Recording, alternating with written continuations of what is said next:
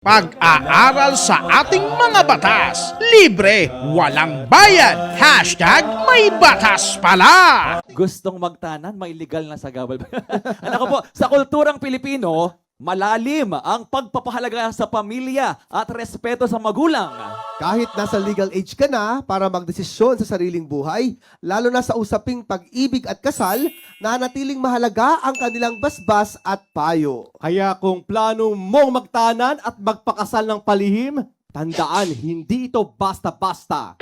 Yan. Makinig po kayo mga kabataan, kailangan ang parental consent. Yan. Huwag i-bypass si nanay at tatay. Kung ikaw o ang partner mo ay nasa pagitan ng 18 at 21 taong gulang, hindi sapat na edad lang ang puhunan. Kailangan mo pa rin ng pahintulot ng magulang o legal guardian bago kayo magpakasal. Ayon sa Article 14 ng Family Code, pwedeng magbigay ng written consent ang tatay, nanay, natitirang magulang kung isa na lang ang buhay o legal guardian. At pupunta mismo sila sa opisina ng local civil registrar para pirmahan at ipahayag ang pahintulot o sa pamamagitan po ng affidavit. Ano namang epekto, Attorney JC, kung wala namang parental consent? Oh, ito na nga, no? Mabuting kaibiganin ang mga magulang ng inyong kasintahan dahil kung hindi mo sila kasundo, pwedeng maging komplikado ang plano nyong kasal. Kung Halimbawa, kung kayo ay nasa pagitan ng 18 at 21 taong gulang at nagpakasal ng walang pahintulot ng magulang o legal guardian, ayon po sa Article 45 ng Family Code, valid ang kasal pero pwedeng ipa-annul. sa madaling sabi, valid ngayon,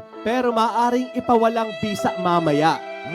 Exception po kapag umabot ka na sa 21 taong gulang Yan. at kusang loob po kayong nagsama bilang mag-asawa o yung tinatawag na cohabitation, hindi na pwedeng ipaanal ang kasal sa ganitong dahilan. Yun pala ang exception. At ano naman po ang tinatawag na parental advice?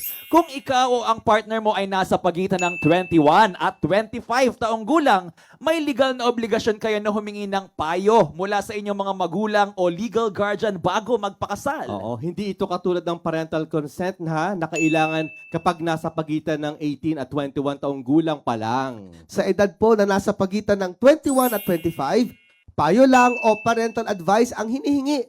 Pero mahalaga pa rin sa proseso ng pagkuha ng marriage license.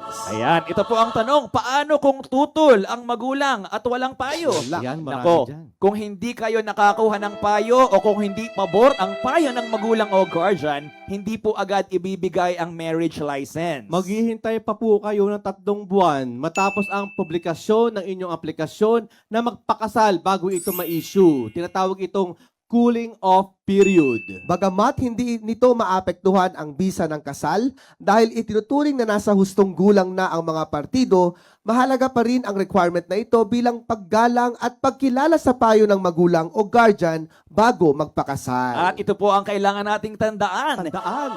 Ipinapakita lamang nito na kahit nasa legal age ka na para magpakasal, mahalaga pa rin sa kultura natin ang respeto sa mga magulang. Nakaugat po kasi ito sa Filipino family values na may saysay ang basbas ng magulang bago pumasok sa isang malaking desisyon sa buhay. Layunin nitong protektahan ang mga kabataang nasa murang edad laban sa padalos-dalos na desisyon sa pag-aasawa.